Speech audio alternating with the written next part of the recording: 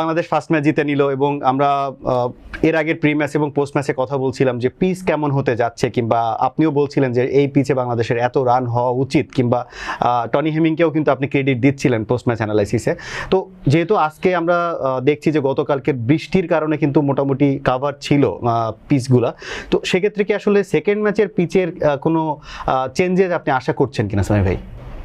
Impact তো পড়তে পারে, ইম্প্যাক্ট তো অবশ্যই পড়তে পারে, বিশেষ করে পিচ যখন ঢাকা থাকবে বা পিচে যখন এক্সট্রা ময়েশ্চার থাকবে, সেক্ষেত্রে দেখা যায় যে পিচ বেটার ওয়েতে মেনটেন করা অনেক সময় পসিবল নাও হতে পারে। কিন্তু মিরপুরে বর্তমানে এই মুহূর্তে মাটির যে ন্যাচারাল নেচার আমরা দেখতে পাচ্ছি, বিশেষ করে টনি হেমিং আসার পর যেভাবে টার্ফ ম্যানেজমেন্টটাকে খুব ভালো মতো করেছেন, আমার কাছে মনে হয় যে আগের মতো ওইরকম ইম্প্যাক্ট হয়তো বা পড়বে না, কিন্তু কিছুটা ইম্প্যাক্ট অবশ্যই পড়বে, বিশেষ করে রোদ যদি না পায় কিংবা পিচ রোলিংটাও যদি ঠিকঠাক মতো করা না যায় বিকজ অফ রেইন, কাভারে ঢাকা থাকা এবং সেই সঙ্গে ময়েশ্চার কন্টেন্টটা বেশি থাকা, সেক্ষেত্রে তো অবশ্যই আপনি প্রথম ম্যাচেও যেরকম উইকেট দেখেছেন তার চাইতে হয়তো বা একটু লো স্কোরিং এনকাউন্টার দেখতে পারেন। কিন্তু নর্মালি মাটির যে নেচার এই মুহূর্তে মিরপুরে দেখতে পাচ্ছি আমরা, সেক্ষেত্রে আমি অন্তত আশাবাদী যে একেবারে যেটাকে আপনি ধানক্ষেত কাইন্ড অফ উইকেট বলেন সেরকম উইকেট হয়তো বা প্রডিউস হবে না। তবে হ্যাঁ, ওয়েদারের একটা ইম্প্যাক্ট তো অবশ্যই থাকবে, বিশেষ করে এখন যেহেতু বর্ষাকাল চলছে, বর্ষাকালে উইকেট মেনটেন করাটা ডিফিকাল্ট থাকে।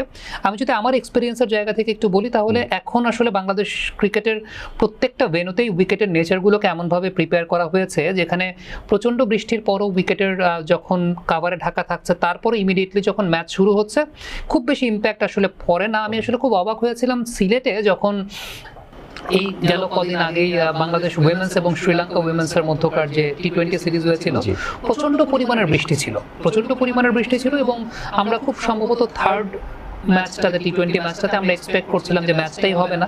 আমি সকালের ফ্লাইটে গিয়েছিলাম ঢাকা থেকে এবং যাওয়ার পরে we were very sure যে ম্যাচটা আসলে হবে না।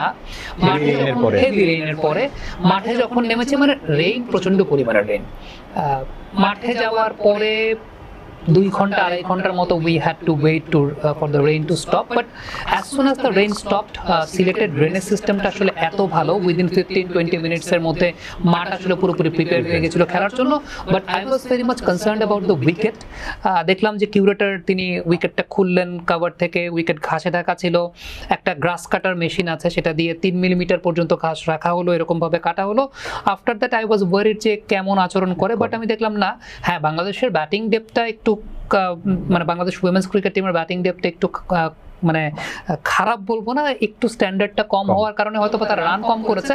বাট ওয়েন চামারিয়া তাপাতো ব্যাটেড, আমার কাছে তো তখন মনে হচ্ছিল যে it's a very good batting condition এবং খুব বেশি পরিবর্তন বা খুব বেশি লো স্কোরিং এনকাউন্টার হয়নি। সো ওই যেটা বললাম যে মাটির বৈশিষ্ট্য টনি হেমিং এমনভাবে তৈরি করছেন, যেহেতু he is the head of turf management everywhere, সেটা ঢাকা হোক, সিলেট হোক, রাজশাহী হোক, কিংবা বগুড়া হোক, কিংবা চট্টগ্রাম হোক। So definitely it will create an impact. যে আপনি মনে হয় না যে খুব গত দিনের মতো অতটা ব্যাটিং ফ্রেন্ডলি কন্ডিশন থাকবে, বাট কিছুটা তো ডিক্রিজ, স্ট্যান্ডার্ডটা মেনটেন করছে আর কি।